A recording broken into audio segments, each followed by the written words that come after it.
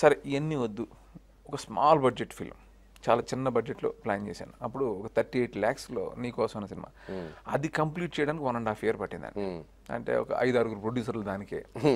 అంటే చిన్న budget film, చాలా అష్ట కష్టాలు పడి దాన్ని ఫినిష్ చేశాను. ఎలాగైనా ఈ సినిమా ఆకూడదు అని 1.5 year పట్టిందండి ఆ సినిమా. వర్కింగ్ డేస్ 28 రోజులు ఆ సినిమాకి, 28 daysలో తీశాను. కానీ అన్ని సమకూర్చుకోవడానికి ఎంత టైం పట్టింది? 1.5 year ఆ ప్రాసెస్ పట్టిందండి ఫినిష్ చేయడానికి. మొత్తానికి నేను కూడా డబ్బులు పెట్టాను అందులో. మొత్తానికి దాన్ని ఫినిష్ చేసి ఊర్లో వాళ్ళకి మీ మీద నమ్మకంతో ఇచ్చేవాళ్ళ? ఇచ్చారండి. అప్పుడు ఒక ఆ రోజుల్లో ఒక 3.5 lakhs ఆ సినిమా కంప్లీట్ చేయడానికి ఇచ్చారు. మా అన్నయ్య వాళ్ళు ఇచ్చారు. ఇచ్చి అది కంప్లీట్ చేశానండి.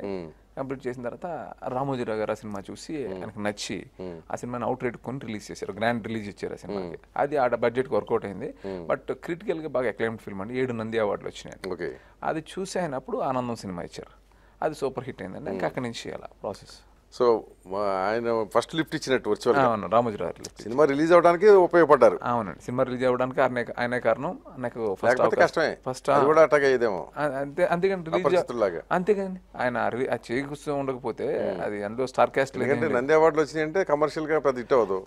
డెఫినెట్ గా అది అందులోకి నేను ఆ సినిమా మీద పెద్దగా ఆడుతుందని తీసింది కదండి. జస్ట్ ఈ నన్ను ప్రూవ్ చేసుకోవడం, మీ టాలెంట్ ప్రూవ్ చేసుకోవడం, ఒక ప్రూఫ్.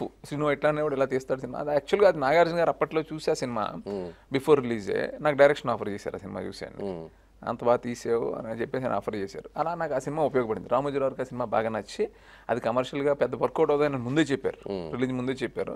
అయినా నీకు నీ సినిమా ఇస్తానని చెప్పేసి ఆనందం సినిమా ఇచ్చారు. అది సూపర్ హిట్ అయింది. మామూలుగా ఇట్లా రైలు ఎక్కేసి మద్రాసు వెళ్ళి సక్సెస్ అయిన వాళ్ళు అంతా ఒక 10% ఉంటారండి.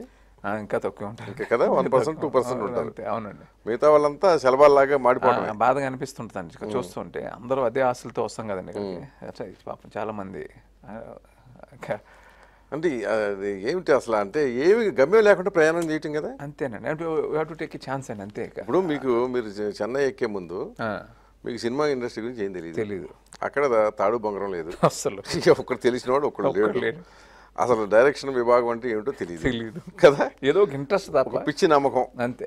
ఒక సినిమా పిచ్చి అంతే, ఏదో అయిపోవాలి అంతే డైరెక్టర్ని. అంతేనండి, అలాగే వచ్చాం అప్పట్లో.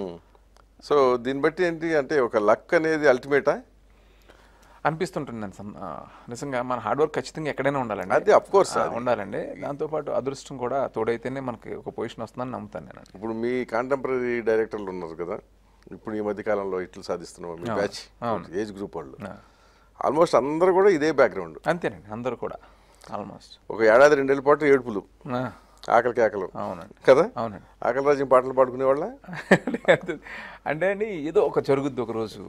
అప్పుడు ఆకలి రాజ్యంలో ఆ పాట బాగా ఫేమస్ కదా. నిజంగా వెయిటింగ్ అండి చాలా బాగుండేదండి. అంటే ఒక సాధించాలనే ఒక ఇది ఉంటుంది చూసారా, బాధ అని అనిపించేది కాదు. అన్ని చాలా సరదాగా అక్కడే హ్యూమర్ డెవలప్ అవుతుంది. ఎగ్జాక్ట్లీ, అక్కడే హ్యూమర్ డెవలప్ అవుతుంది మనిషికి. కడుపు కాలినప్పుడే పుట్టుకొస్తాయి, ఆవేశం పుట్టుకొస్తుంది, ఆశయం పుట్టుకొస్తాయి. అదే నవ్వుతూ ఆ టైం దాటేసాం, నవ్విస్తూ ఆ టైంని దాటడానికి అది బాగా